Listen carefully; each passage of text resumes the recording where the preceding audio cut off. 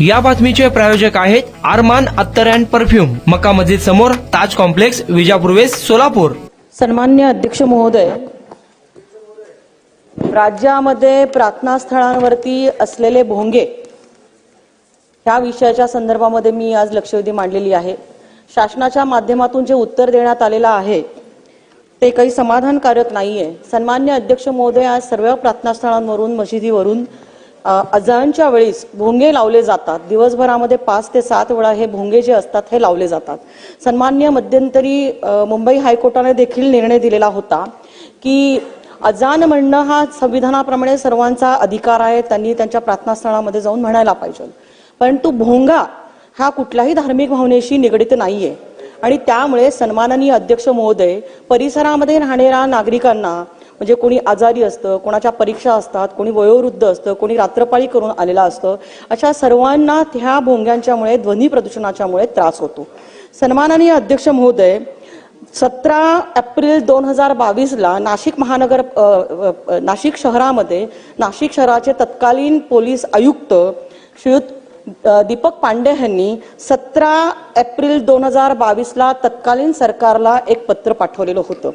सन्माननीय अध्यक्ष महोदय, ते पत्र हे भोंग्यांचा आवाज जो आहे, हे भोंगे जे आहे बंद करण्याच्या संदर्भामध्ये ते पत्र होतं।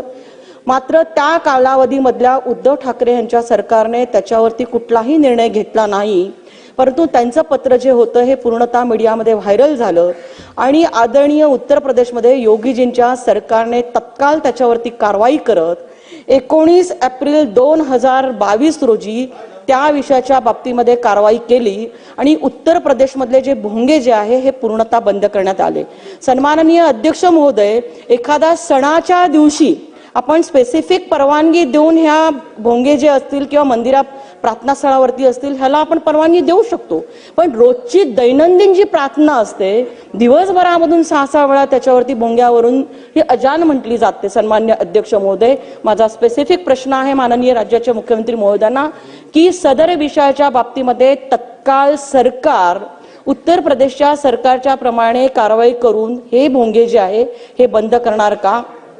माननीय हायकोर्टाने SOP दिलेली आहे, परंतु सरकारचं काम आहे, सरकार त्याच्या पलीकडे जाऊन, हे विधिमंडळ हे कायदेमंडळ आहे आणि त्यामुळे सरकार तात्काळ हे भोंगे उद्यापासून बंद करणार का?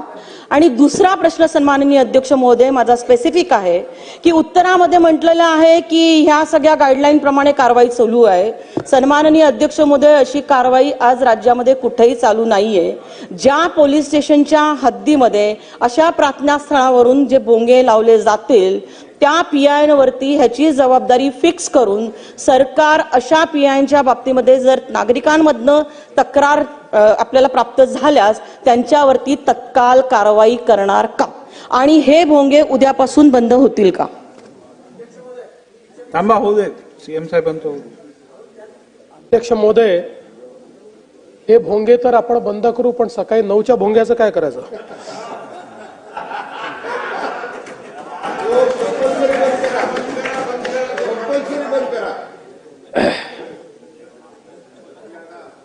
अध्यक्ष महोदय, सन्मान्य देवयानीताई फरांदे यांनी जो मुद्दा उपस्थित केलेला आहे, मुळामध्ये माननीय सर्वोच्च न्यायालयाने जो आपल्याला आदेश दिलेला आहे त्या आदेशानुसार कुठल्याही प्रार्थना स्थळावर जे काही भोंगे आहेत त्या भोंग्यांची परवानगी घेतली पाहिजे। हे भोंगे रात्री 10 वाजेपासून सकाळी 6 वाजेपर्यंत बंद असले पाहिजेत। सकाळी 6 ते रात्री 10 या कालावधीत दिवसा 55 डेसिबल आणि रात्री 45 डेसिबल आवाजाची मर्यादा असली पाहिजे, त्यापेक्षा अधिक मर्यादा त्याची असू नये। अशा प्रकारचे काही निर्देश आपल्याला देण्यात आलेले आहेत आणि या संदर्भात कायद्यानुसार जर त्या ठिकाणी अधिक डेसिबल ने एखादा भोंगा वाजत असेल तर त्याचे अधिकार हे महाराष्ट्र प्रदूषण नियंत्रण मंडळाला केंद्रीय कायद्याने दिले आहेत।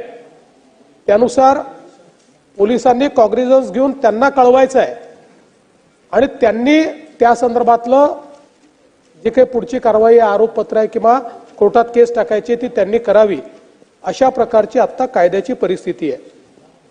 मुळामध्ये हे जरी खरं असलं तरी ज्या प्रकारे या सगळ्या गोष्टीचा अवलंब झाला पाहिजे हा होताना आपल्याला पाहायला मिळत नाही. आणि म्हणून ज्या सूचना आम्ही या ठिकाणी निर्गमित करतो आहोत त्याच्यामध्ये कोणालाही सरसकट या ठिकाणी भोंग्यांची परवानगी देण्यात येणार नाही. ती निश्चित कालावधी करताच देण्यात येईल आणि त्या कालावधीनंतर त्यांना पुन्हा पाहिजे असेल तर त्यांनी पोलीसकडनं येऊन त्या भोंग्याची परवानगी पुन्हा तिथे घेतली पाहिजे. दुसरं, ज्या ठिकाणी उल्लंघन होईल 55 डेसिबल आणि 45 डेसिबलचं त्यांना पुन्हा परवानगी देण्यात येणार नाही. त्यांच्या जे काही भोंगे असतील त्याची जप्ती केली जाईल आणि या संदर्भात ताईंनी जी मागणी केलेली आहे त्या मागणीनुसार याचं तंतोतंत पालन होतं आहे की नाही याची जबाबदारी संबंधित पीआयची असेल. पीआयनी प्रत्येक प्रार्थना स्थळात जाऊन हे चेक केलं पाहिजे की भोंग्याची परवानगी घेतली आहे की नाही. आणि सगळ्यांना आपण मीटर दिलेलं आहे, ज्या मीटरवर डेसिबल मोजता येतं ते प्रत्येक पोलीस स्टेशनला अवेलेबल आहे. त्यामुळे अशा प्रकारे ते डेसिबल मोजून त्याच्यावर जर डेसिबलपेक्षा जास्त अशा प्रकारे आवाज येत असेल तर पहिल्या टप्प्यात एमपीसीबीला सांगणे, त्यांच्याकडनं कारवाई करणे आणि दुसऱ्या टप्प्यामध्ये त्यांच्या परवानग्यांना रिन्यू न करणे अशा प्रकारची कारवाई या संदर्भात केली जाईल आणि अतिशय कडकपणे याचं मॉनिटरिंग जे आहे ते केलं जाईल.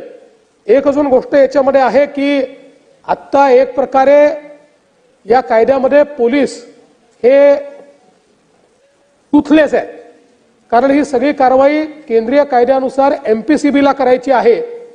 त्यामुळे त्याचे जे नियम आहेत त्या नियमांमध्येही काही बदल करणं अपेक्षित आहे.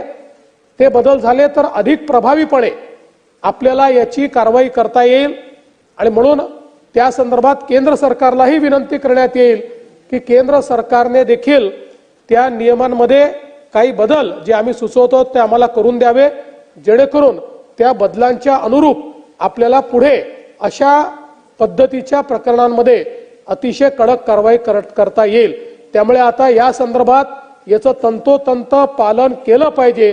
ही जबाबदारी संबंधित पीआयची असेल, त्यांनी ते केलं नाही तर त्यांच्यावर कारवाई होईल. कुणाला गिफ्ट द्यायचं असेल तर मग चला ना अरमान अत्तर अँड परफ्यूम मध्ये. सर्व प्रकारचे ब्रँडेड अत्तर परफ्यूम एकाच ठिकाणी मिळण्याचे सोलापुरातील प्रसिद्ध ठिकाण अरमान अत्तर and perfume. Ajmal, Rasasi, Ahmed Al Maghribi, Swiss Arabian यासारखे नामवंत कंपनीचे अत्तर अँड परफ्यूम मिळतील. इम्पोर्टेड गॉगल्स मध्ये पोगली, Ray Ban, LB, Ferrari, Gucci, Armani आदी नामवंत कंपनीचे गॉगल्स मिळतील. Rado, Rolex, Armani, AP, Hublot या कंपनीचे लेटेस्ट इम्पोर्टेड वॉचेस उपलब्ध. त्याशिवाय टेबल लॅम्प, बखुरदानी, मसाज गन, इम्पोर्टेड अगरबत्ती, हेअर ड्राय, फिंगर रिंग्स या वस्तू खरेदीसाठी एकदा अवश्य भेट द्या. अरमान अत्तर अँड परफ्युम्स, मक्का मस्जिद समोर, ताज कॉम्प्लेक्स, विजापूर वेस्ट, सोलापूर.